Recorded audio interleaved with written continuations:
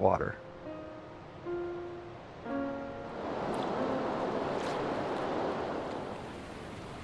Water is sacred to the Ute people. Most of our most sacred ceremonies evolve around water. The Green River was central to the region our people occupied, eastern Utah and western Colorado. And of course it's a resource that has been there for thousands of years.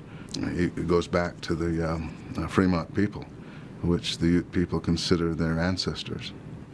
It was always recognized as a source of water and source of life, whether we were camping along its shores or passing through.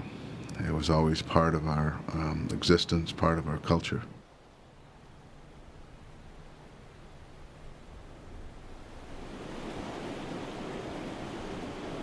The Indian people have a different understanding and regard for water than the dominant culture. The dominant culture sees it more as a resource.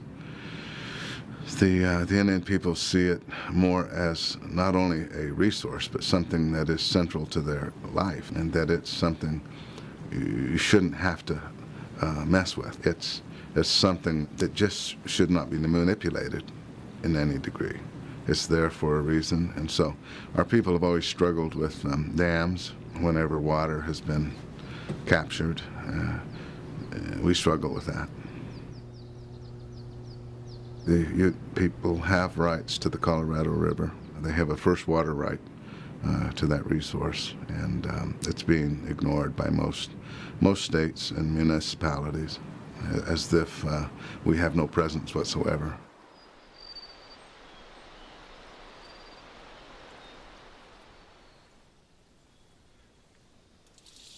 Florence Creek and Desolation Canyon are very, very special places. That it is a very powerful area, not only in terms of the wildlife and vegetation, but the spiritual elements and the geological elements that are there. I can't say enough about how powerful an area it is.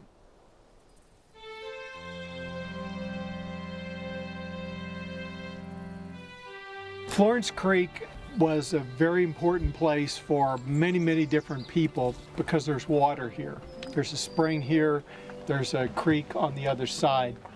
The first people down here were the outlaws, Butch Cassidy, Joe Walker, Flatnose George Curry, Tom Dilley, Elsie Lay, and they came in here because it had grass, it had water, and it was a good place to hide stolen livestock.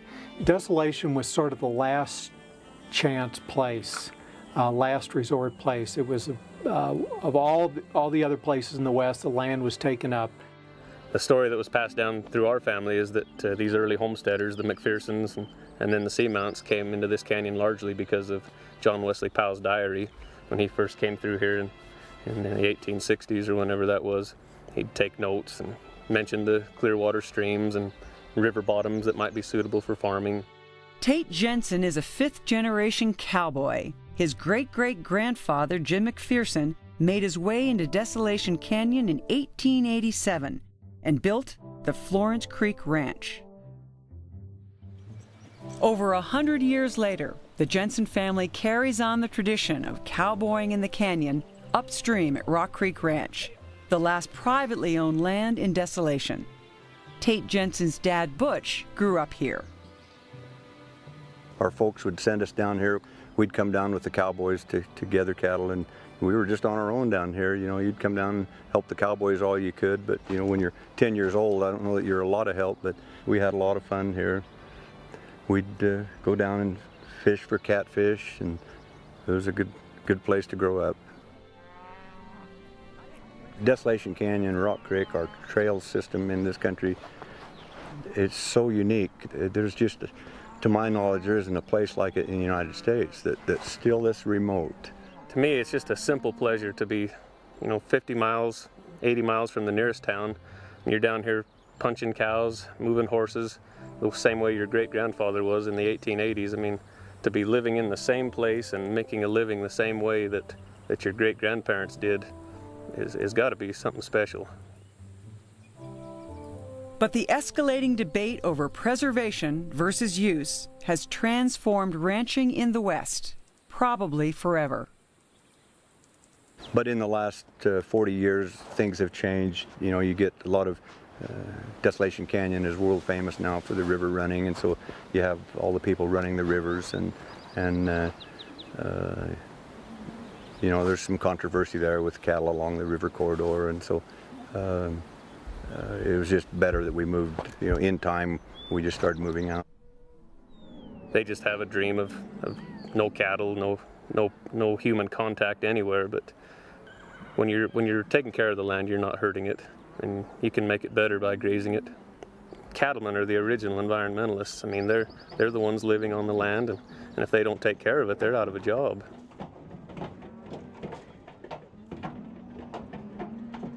Seems like we've been in a drought all of our life. I think there's a lot more droughts than there are good times, but we got to have something to complain about. Water Water is the lifeblood. If you don't have it, whether we're talking rain or aquifers or snow, I mean, or the river right there, it's what you live and die by in these western states. We're far enough up the river, we've never suffered. You know, those downriver guys, they're the ones that struggle. And those guys in Nevada and California, they're the ones that really want it too.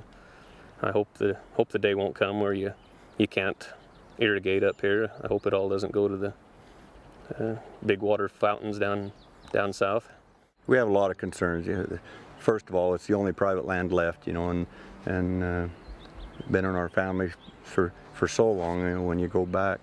And yeah, you worry what the future can hold for this place, and you know, what's going to keep happening with the river corridor and the you know, the water issues that we're talking about. Of course, our ancestors, you know, that was always their intent, you know, for family to keep it going and everything. Yeah, that's our intent, you know, for the next generation. Tate, God, I'm going to break up here. But that's the whole thing you do it for, is your kids. Yeah.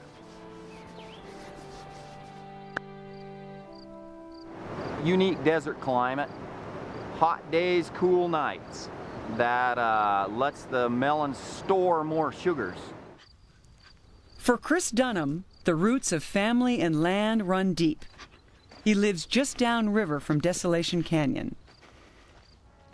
The folks in Green River, Utah will tell you it's the home of the world's best melon.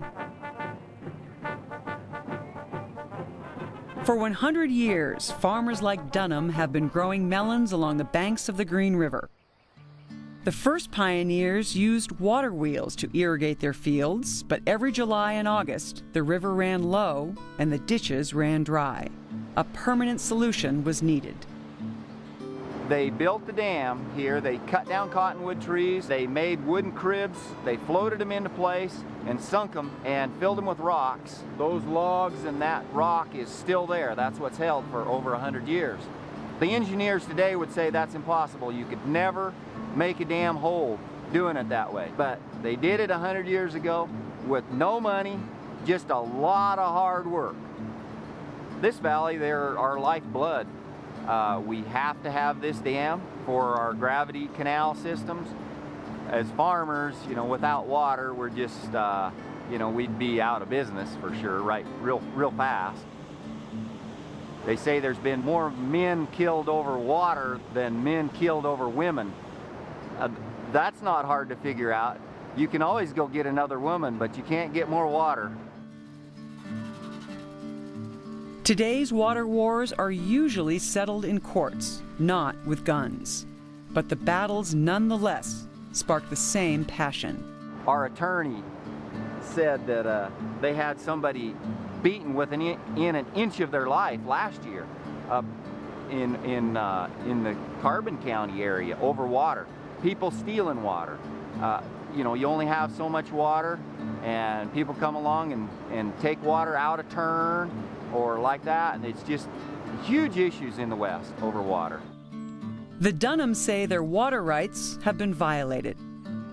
It'd be like having 10 people show up at your house and, you know, use one of your bedrooms without permission. You know, when you own land and that's all you have, your father worked for it and your grandfather worked for it,